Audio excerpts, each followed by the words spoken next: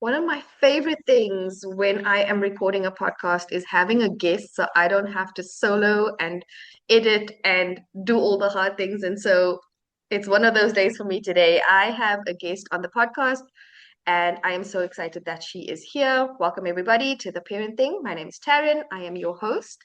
And today I will be joined by Emily Roper, and she is a neurodevelopmental delay therapist.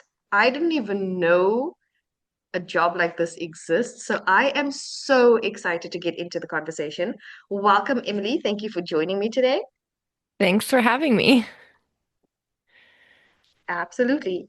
So I said to you before we started recording that growing up, we were told that we could be doctors, lawyers, teachers, all these like more commonly known occupations. I did not know that a neurodevelopmental delay therapist actually exists. So, for those who, like me, are new to your work, can you explain what you actually do? Sure. So I look at a bunch of different early developmental pieces. So certain things that are developing basically during pregnancy, during birth, and then during the first year of life. So things like our stress response and how like what type of startle reflex kids have, how sensitive it is. I look at things like primitive reflexes, so babies are born with a set of reflexes that they keep for the first year or so after birth. And babies are born really immature, so they don't have very much control over their body or over what they do. So they are really reliant on these early reflexes and these early kind of ingrained movement patterns in order to help them survive and help them to function. And these specific movement patterns also help them to develop lots of other skills that they will use for the rest of their life. So it helps them to develop visual motor movements where they can control and move their eyes properly. It helps them with things like spatial awareness and understanding direction. It helps them to coordinate different parts of their body so that they have good control over their balance and their coordination. And all of these pieces are controlled by the lower parts of the brain, so the brainstem and the cerebellum, and they are what is developing during the first year or so after birth, and they provide the foundation on which everything else is built.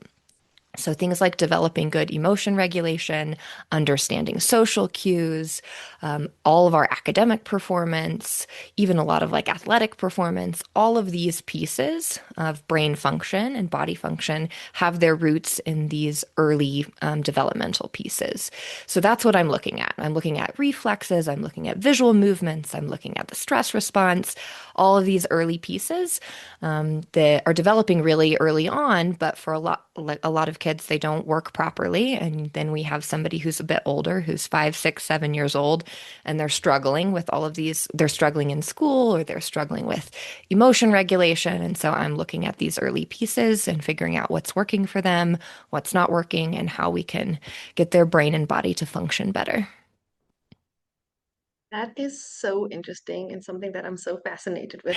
How did you get into this before we go into more of the actual content? How did you get into neurodevelopmental delay therapy?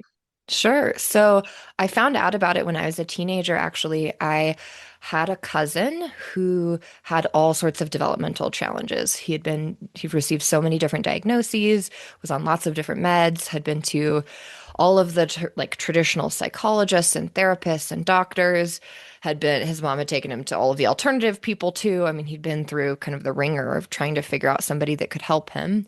And his mom finally came across a neurodevelopmental delay therapist and started working with her. And the changes in him were just incredible. I feel like to some extent, we almost got to meet him for the first time after he started doing that. His emotions and anxiety just settled way down. He started communicating. He would actually like talk with people out and about. He could carry on conversations with us. He'd play on the playground. And so I got to really see some incredible changes in him when I was a teenager, and I just ran with it. That is amazing. So you said that you saw it in your cousin and your aunt or your, Mhm. I guess, was looking for somebody that can help. So if there's a parent like not knowing what the signs are, what are some subtle signs that a child has a nervous system that needs more support? So, yeah, I mean, a lot of kids have nervous systems that need more support. For sure, if your child has a developmental diagnosis like ADHD, autism, anxiety, it's worth checking out. Even a learning disability like dyslexia, dyspraxia, those are really common. Most of those kids are going to have underlying physical delays that accompany that type of diagnosis. And a lot of times you can do a lot to improve symptoms if you clean up the way that the body and the brain are working together. So it's not necessarily going to be this magic pill that fixes everything, but you can certainly get emotions to settle down. You can really improve social awareness and communication and make a lot of strides on academic performance. So those are kind of the categories that I look at symptom wise is if you've got a child that seems like they're really emotionally immature or they deal with a lot of anger or a lot of fears. They're kind of what we would say stuck in perpetual toddlerhood where they're just like really emotionally sensitive and overreactive. I deal with a Mhm. lot of kids that fall under the anxiety umbrella, that spectrum of which anxiety just encompasses so many different things. So, a lot of kids that are really fearful, that are really hyperactive, kids that struggle with focus, kids that struggle in school, kids that struggle with social communication, particularly or especially with their peers, where they seem like they're just behind other kids their age. Those are all kind of things to look for.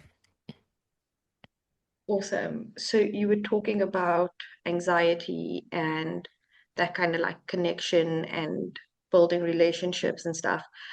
It made me think of attachment. It's a buzzword. People are talking about attachment, secure attachment, anxious attachment, avoidant attachment, all the attachments. What does secure attachment actually look like in real life? Because that's quote unquote the goal, right? Is a secure Yeah. attachment. Yeah. That can be such a tricky one, especially if you are a mom that tends to be more anxious. It can be like that's me. It's hard. Um, when you've got a kiddo, start to just always like hyper focus. Are they securely attached? Mhm. Um, but secure attachment is kind of the bare minimum, and basically it is the belief that you are safe and that other people will take care of you and help to meet your needs. And so secure attachment looks slightly different depending on the child's age. So what they did in the original attachment studies is they looked for like when mom left and came back. When mom left, were they distressed? And then when they came back, were they easily comforted? And that's kind of like the simplest, most basic thing is can they like do they care about you leaving and are they happy when you return and easily comforted or do they like kind of reject you when they come back? Do they not settle down after a while? Do they not care that you left? Those were kind of the early attachment pieces. There is a lot more new research on attachment that's coming out. There's a lady named Patricia Crittenden who has developed something called the dynamic maturation model, which is really cool. And it's something I'm still learning about. But she has a book called Raising Parents that really goes into a lot of details of the way attachment can look as children age and as they get older. So if that's something that parents are interested in, I would highly recommend going to that book because that is like three podcast episodes worth of information on like what to look Wow. for in older children and how that looks. Um, but yeah, I don't know if that answered your question or not. It's Absolutely. Absolutely. How does attachment begin in infancy? so attachment actually can start in pregnancy. There's a lot that moms can do while they're pregnant to encourage attachment and to connect with their baby. And then after birth, babies are born and they're very sensitive and they have a lot of needs and they really have very little control of themselves and can't do much for themselves. And not only like that's partly just the way that we are designed and because we have to be born kind of early, that's how it happens. But it also is really helpful in developing attachment because what happens is babies get stressed out, they startle, they're upset about something, and then mom swoops in or dad swoops in or whoever's taking care of them comes in and comforts them. And so they go through this cycle of being stressed and being comforted and being stressed and comforted. And that is teaching their body how to regulate. And I think oftentimes when we think of regulation, we think of just being calm all the time. And that is not Mhm. regulation at all. Regulation is, can I get stressed? Can I get upset? And can I calm back down and manage the Mhm. situation? Because life is not calm. Life is stressful. And there's an argument to be made that life is stress and chaos, not the other way around. And so, how we manage those ups and downs tells us whether or not we're regulated. And that's what babies are learning. They are learning I can get upset, I can get hurt, something can go wrong, and I can survive that. I can calm down, I can manage this and handle this. And early on, that is done by parents. Parents come in, or caregivers, whoever is taking care of them. That is done by somebody else. And so, like I get bumped and I'm hurt and I am upset and mom comes and comforts me, or I'm hungry, my tummy hurts and somebody feeds me. And basically, that is the pattern of regulation, and that is being developed in pregnancy initially just by mom's nervous system. She is stressed, she experiences stress, she calms down and regulates. Baby gets little micro doses of that. She experienced stress in something like exercise, which is a positive form of stress, and then her body regulates, and baby gets little micro doses of that and is learning. And then they're on the outside, and that same pattern should continue. Mhm. What can go wrong is, especially if you have a baby, that their needs don't get met.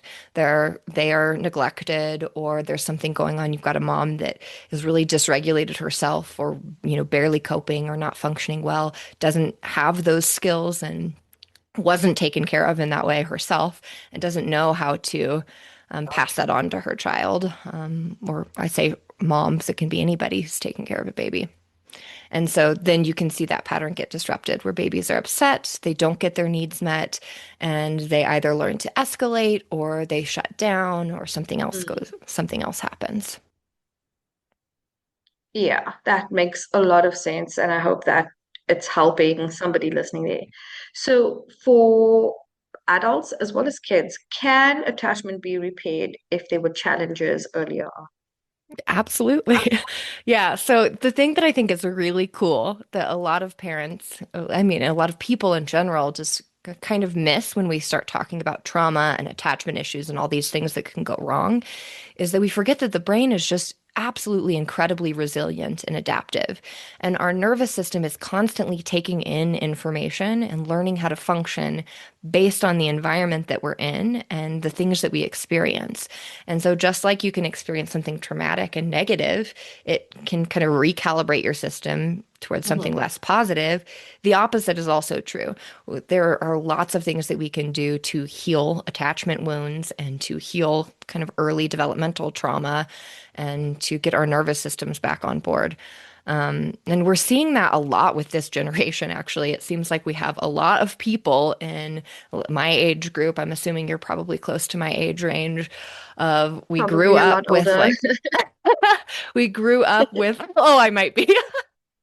um, a lot of attachment insecurities and like a lot of issues, and we are kind of changing that and changing the way that works. So, I mean, for me, that started happening in my like late 20s, early 30s. I know a lot of Mhm. people that happens in their 40s and 50s. So, it's really huge. And to be honest, that is my main advice for parents is if you know that you have had any attachment wounds yourself, if you work on that, you will naturally know how to take care of your children and your babies, and it will spill over into them. And they learn so much quicker from us. So if we can take care of, like put our own oxygen mask on first and Mhm. take care of ourselves first, our babies naturally, and that comes along with them too.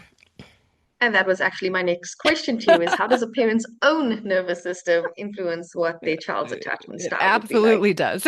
Everything about it affects our kids. Absolutely. I think like on when I'm recording, I'm preach co-regulation like all the time because a kid needs you Yes. to Yeah. be there calm so that they can be calm.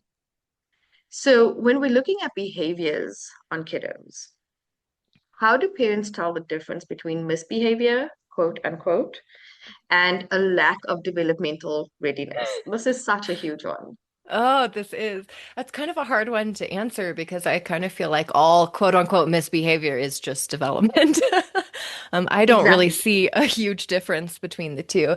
I think of behavior as communication, and like the Mm, way a child is behaving tells us something about what they need. And that doesn't mean that there aren't bad ways to communicate and that there aren't behaviors that we need to kind of like nix and say, this is not okay. We can't behave like this. But I think the important part is not to focus on the behavior. It's to try to dig a little deeper and look at what's going on underneath and what they actually need and what they're actually trying to tell us. If we can do that, then we have a much better understanding of how to actually respond to the behavior. mhm. And I'm a big fan of putting like firm limits on behaviors. Things like you can't hit people, you can't throw things, you can't whatever the behavior is.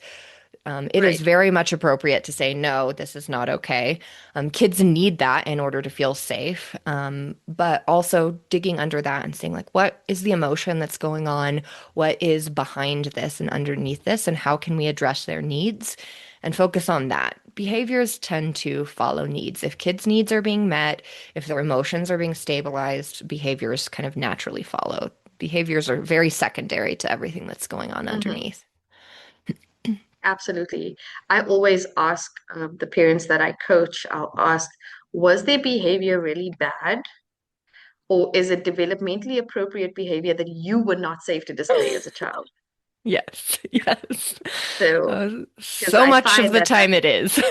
exactly like 90% of the time, that is exactly what's happening. A kid does something that they did as a kid that they were Yeah, reprimanded for.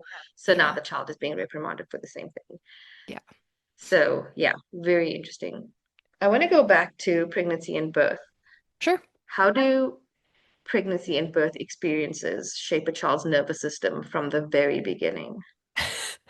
Oh, they play such a big role. So, I think one thing that's really important to understand about brain development and nervous system development. So, I talk about those two things kind of interchangeably because the brain and the body, like the brain and the nervous system, all of the nerves that exist through the body are really like one connected unit. So, we can't really talk about the brain without including the Body. body. They all Mm-hmm. work together.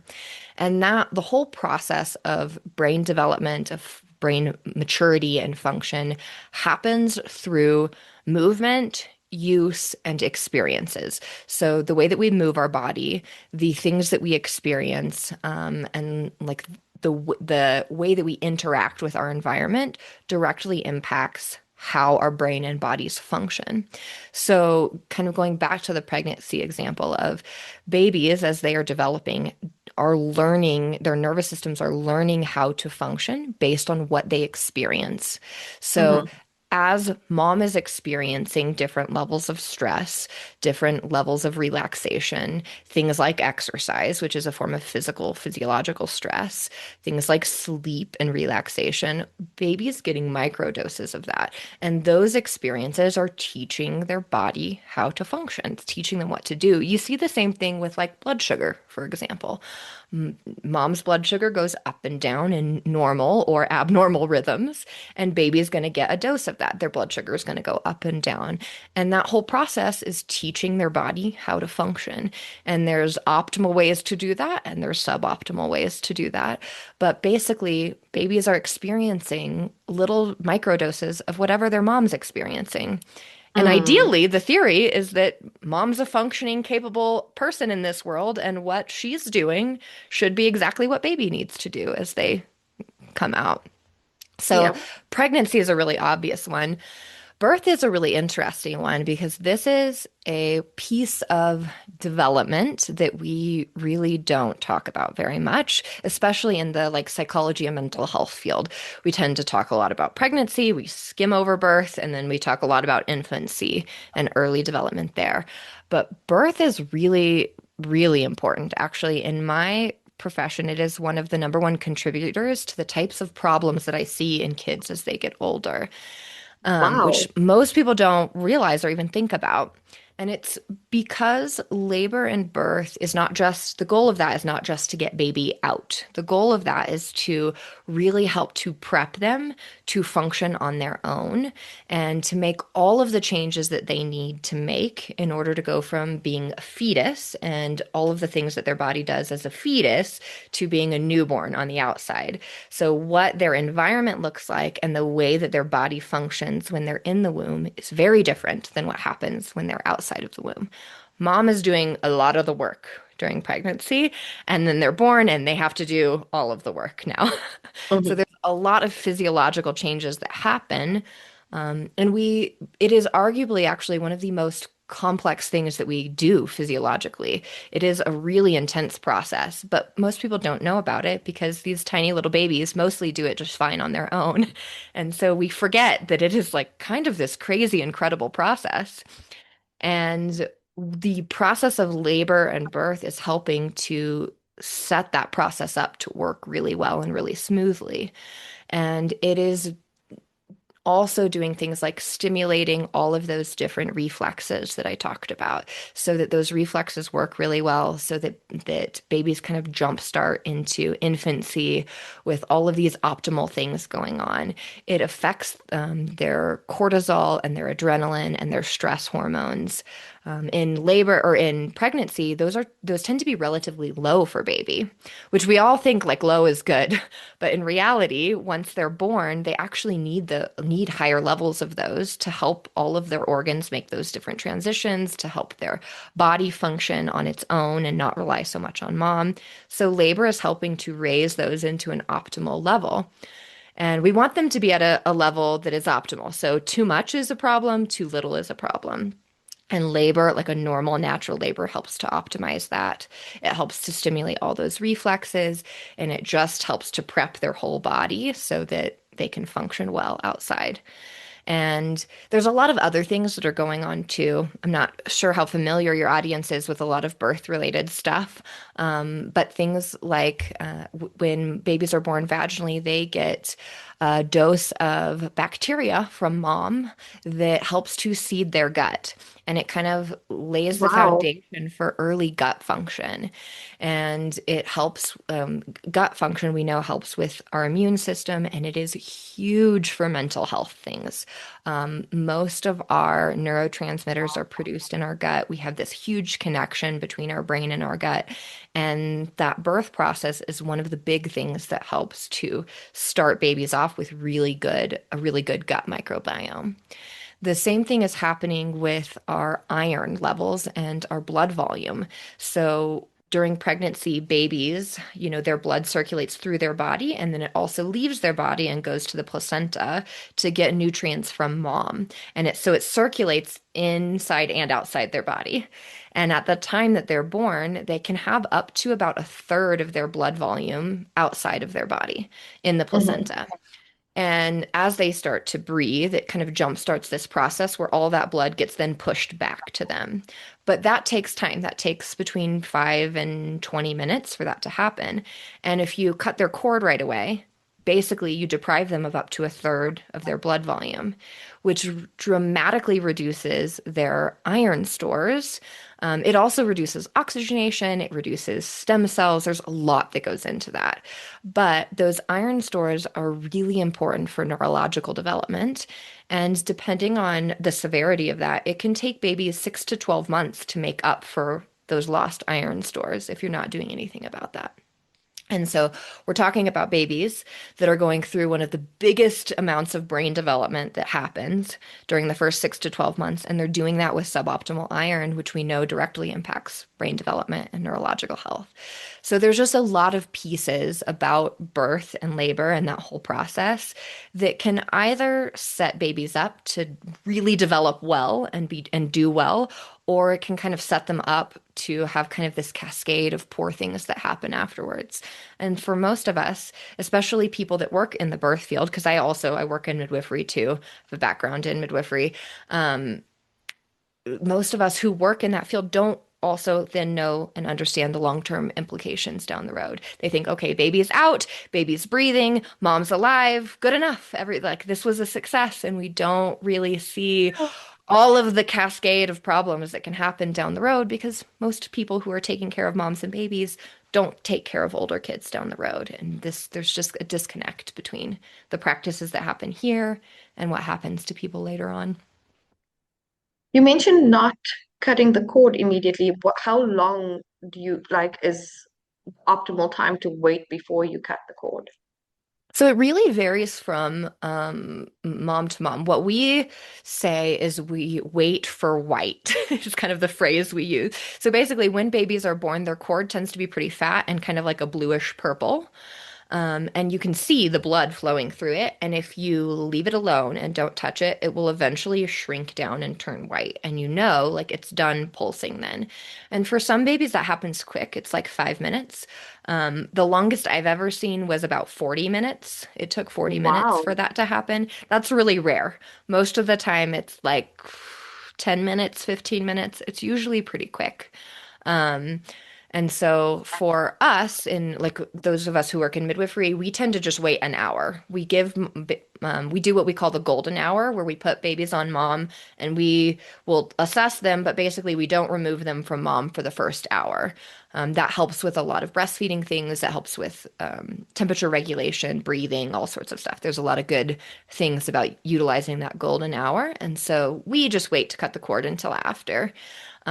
There's a lot of people in hospitals who don't do that, who will observe the golden hour, but they just cut the cord sooner. So if you can't wait that Mm. full hour, I would say try to wait until the cord turns white, or at the very least, wait a good 5 or 6 minutes. You'll get most of the blood volume in that time, but ideally, waiting longer is good. So, for parents who have stressful or traumatic birth experiences, Mhm. what should they know moving forward? Like, is that even a possibility? Yeah, I mean, a lot of people do have stressful and traumatic births. Even if you do all of the quote unquote right things and try to prepare and be as healthy as possible, birth is like it's something we don't have control over, and sometimes things Hmm. happen. Absolutely. Um, Absolutely. so the main things that I say to focus on for people who've had a traumatic birth is one, get baby in to have body work done and make sure physically they are doing well. So things like craniosacral therapy, things like working with a chiropractor or a PT or an OT that specializes in newborns and can understand and make sure that their head movements are good, that their nursing is good, that there's no like physical restrictions or physical traumas, because that can be really helpful, especially if you've had a C-section or a forceps delivery or something where there's like a vacuum delivery where there's a lot of trauma to the head. It can create a lot of like tension in the neck, and babies don't turn and move their necks right. And then the reflexes don't develop right. And then they have all these weird restrictions and body movements and they don't crawl right. And you just, kind of down, down, down, down, down the road. But if you can take care of their physical body, that's huge. And then the other thing is to just manage the stress and trauma of what happened to you and try to get yourself to a spot where you are as mentally stable and healthy as you can, because that will help you to care for and connect with and attach to your baby in the best way possible.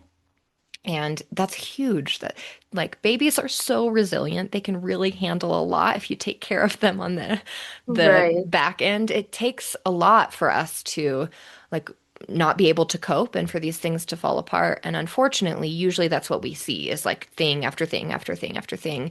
A lot of times because we don't know, and families and parents don't have the support that they need or the awareness or understanding that they need to intervene and kind of break that negative cycle at some point. So I will always just mostly preach like take care of yourself. Absolutely. Absolutely.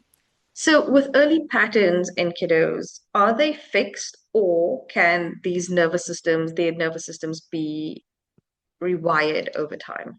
They absolutely can be rewired. That's like my whole job is rewiring nervous systems. So Love it's a it. good thing. It's a good thing we aren't stuck. No, our brains, our bodies are very adaptive. There are very few things that we're really truly stuck in. You have to experience some pretty significant trauma and neglect to not be able to develop and make certain changes.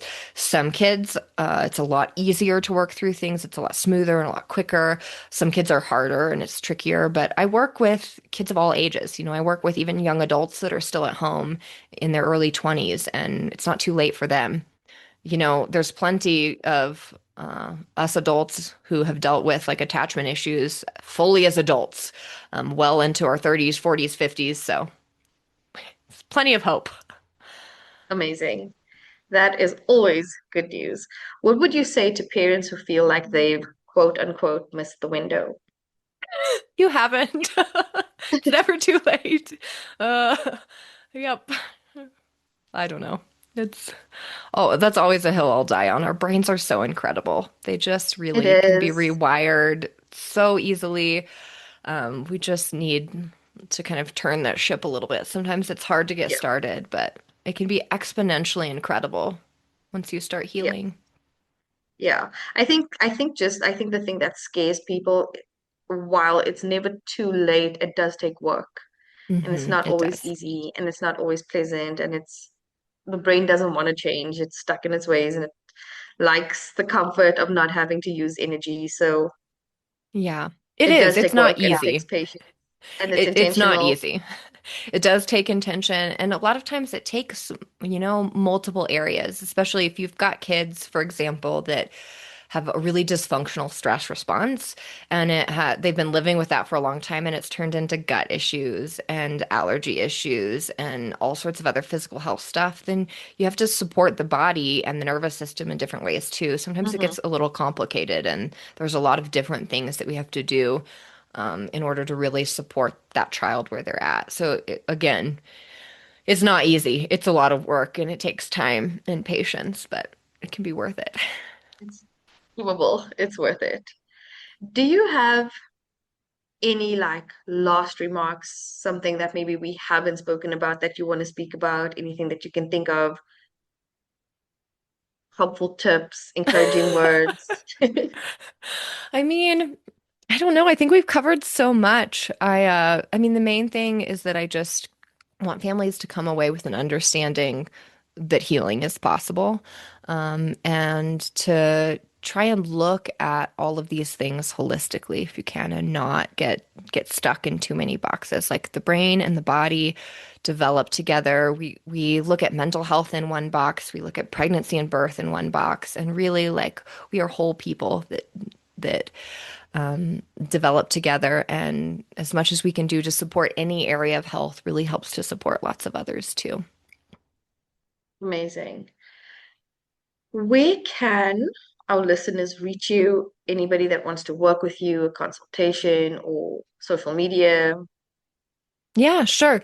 So I have the main place to go would be to my website, which is earlyrootsTherapy.com. I also have social media, Early Roots at Instagram and Facebook. I do offer consults for families. So I have a screening questionnaire that I use that like asks questions basically from conception through present day. So it goes into a lot of detail about their developmental history, and then I offer free phone consults to families to go over that.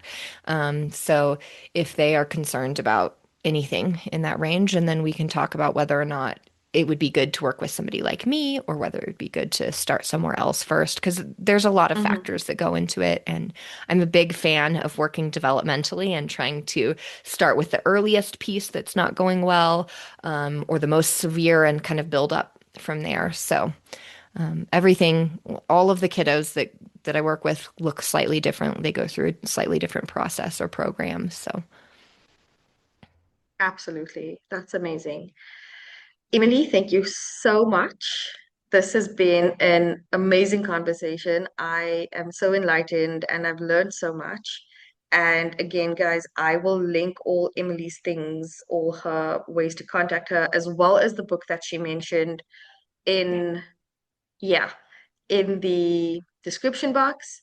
And if you want to work with her, that's how you'll contact her. And if you want to work with me, just pop me an email and we can schedule a free 30-minute connect call. And also, I have just published a journal for kiddos to help develop Ooh. emotional intelligence, and that's available on Amazon. So I'll link that link in the description and the show notes as well. I really have enjoyed this conversation. Thank you so much for taking the time to chat with me, and we will chat again soon. Definitely. Yes. Thank you so much. Thank you for tuning into the parenting. We hope you enjoyed today's episode. If you have any questions, feedback,